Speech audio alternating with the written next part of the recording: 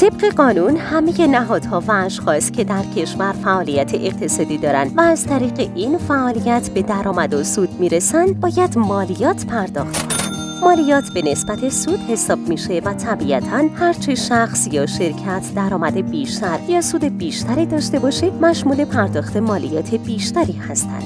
برای پرداخت مالیات دو امکان وجود داره. یکی اینکه افراد خودشون نسبت به پرداخت مالیات اقدام کنن یا اینکه دولت بر اساس مستندات موجود تخمینی از درآمد اون شخص حقیقی و حقوقی میزنه و مالیات رو بر اساس این تخمین محاسبه میکنه و به اون افراد اعلام میکنه.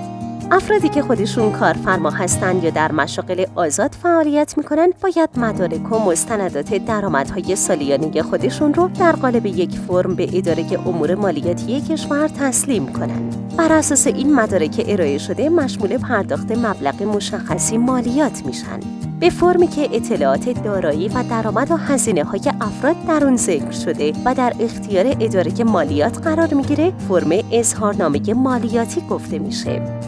فرم اظهارنامه مالیاتی شامل اطلاعاتی مثل اطلاعات فردی، حقوقی، میزان درآمد، هزینه‌ها، دارایی‌ها، بدهی‌ها، سود و زیان، سرمایه و موارد مشابه میشه که بر اساس نوع اشخاص حقیقی یا حقوقی متفاوت هست. شیوه ارائه و تسلیم اظهارنامه مالیاتی به اداره امور مالیاتی کشور در چند سال اخیر دچار تغییراتی شده. مثلا دیگه خبری از اظهارنامه‌های دستی و کاغذی نیست و اظهارنامه‌ها تماماً الکترونیکی و آنلاین شده. در ضمن برای سرویس بیشتر به گروه مشاغل فرم تبصره 100 رو هم چند سالیه که راه اندازی کردن که در اون مالیات مقطوع هستش و نه مؤدی از رقم مالیاتی پشیمون میشه و نه سازمان امور مالیاتی.